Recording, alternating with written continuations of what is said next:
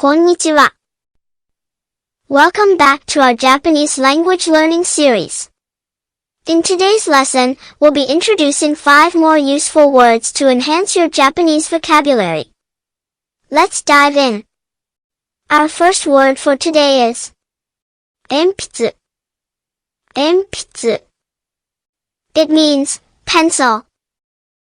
Repeat after me. 鉛筆. 鉛筆. 私は鉛筆を使って絵を描きます。The second word is pen. Pen. It means pen. Repeat after me. Pen. 先生は白いボードにペンで字を書きます。Our third word is 机. 机. It means desk. Repeat after me. 机. 机. 私の机は青い色です。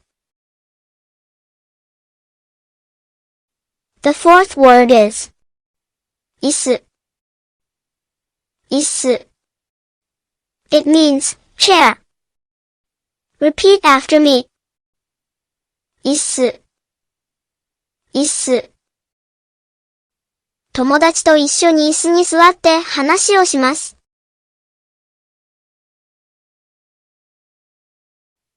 The last word for today is 学校.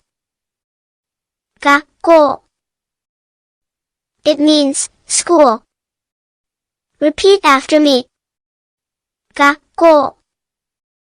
学校. 私たちは毎日学校に行きます。